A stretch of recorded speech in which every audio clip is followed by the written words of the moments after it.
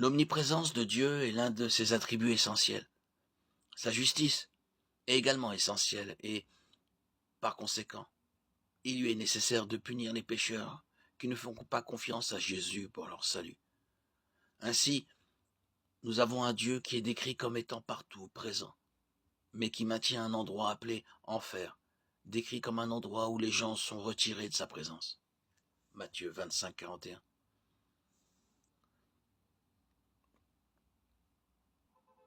Nous pouvons lire dans le psaume 139, 7, 12. « Et où fuirai-je loin de ta face? Si je monte aux cieux, tu y es. Si je me couche au séjour des morts, t'y voilà. » Sheol est simplement une translittération d'un substantif hébreu qui signifie la tombe ou le lieu des morts. Sheol est un terme large et n'est pas synonyme d'enfer, le mot couramment utilisé pour désigner le lieu éternel de punition. Thessaloniciens 1, 7, 9 nous dit que ceux qui ne connaissent pas Dieu, ils auront pour châtiment une ruine éternelle, loin de la face du Seigneur et de la gloire de sa force. Pourtant, Apocalypse 14, 10 dit que tous ceux qui adorent l'Antéchrist, ils seront tourmentés dans le feu et le soufre, devant les saints anges et devant l'agneau. Ces deux versets sont de loin les plus déroutants sur ce sujet, en raison de leur apparente contradiction. Pourtant, il existe une explication assez simple que l'on trouve dans le grec original.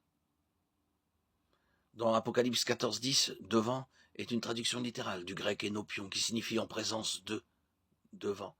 Il s'agit d'un mot spatial qui suggère la proximité et des distances littérales et mesurables. Le mot traduit par face dans 2 Thessaloniciens est prosopon, qui désigne le plus souvent le visage ou l'apparence extérieure d'une personne. Paul semble avoir pris ce verbiage directement d'Ésaïe 2.10, tel qu'on le trouve dans les Septante. Il existe d'autres références à la séparation de Dieu et de son peuple, même sur terre.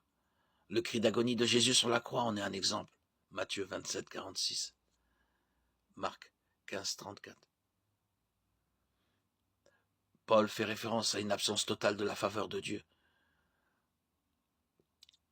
Cette description de l'enfer présenterait un opposé plus exact du ciel. Le ciel procure la bénédiction et la plénitude, non pas en étant plus proche de Dieu dans l'espace, mais en étant en communion complète avec lui. L'enfer est associé à une absence totale de bénédiction en raison de la rupture de toute communion avec Dieu. En fin de compte, il apparaît que Dieu est effectivement présent en enfer, ou que l'enfer est en sa présence selon la façon dont on voit les choses. Dieu est et sera toujours omniprésent. Il saura toujours ce qui se passe en enfer. Cependant, ce fait ne signifie pas que les âmes qui y sont emprisonnées auront une relation avec Dieu ou une quelconque communication avec lui.